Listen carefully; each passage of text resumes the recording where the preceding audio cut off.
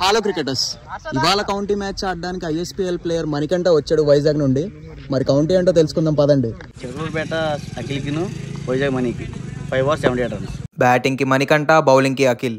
ఎవరు గెలుస్తారో చూద్దాం. First ball of the county match పడింది పెద్ద ర్యాపిడో డాట్ బాల్. మళ్ళీ 6 కొట్టాడు మణికంఠ, పెద్దది. ఫైన్ లెగ్ మీదుగా మరో 6. ఈసారి అవుట్ సైడ్ ఎడ్జే వెనక్కి 1 పరుగు.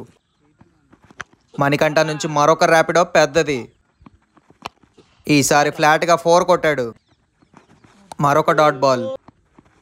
అఖిల్ నుంచి భీమరబంతి గాల్లోకి. వికెట్ పడే అవకాశం ఉందా లేదా? First wicket gonna.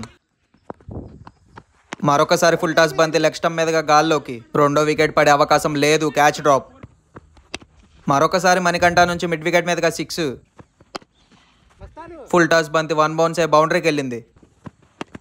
ఈసారి ఫైన్ లెగ్ మీదుగా ఎవరూ లేరు, 4 runs. మరొకసారి మిడ్ వికెట్ మీదుగా గాల్లోకి బంతి. మరో వికెట్ కోల్పోయే అవకాశం ఉందా లేదా? లేనే లేదు. మళ్ళీ కొట్టే ప్రయత్నంలో టాప్ ఎడ్జే బౌలర్ చేతుల్లోకి. మళ్ళీ నేలపాలు. పాయింట్ మీదుగా గ్యాప్ షాట్, 2 పరుగులు. కాటన్ బౌల్డ్ అయ్యే అవకాశం మిస్ అయింది. మణికంఠ నుంచి మరొక 6, పెద్దది. హాఫ్ స్టంప్ మీదుగా మరొక బౌండరీ. కవర్స్ మీదుగా మరొకటి.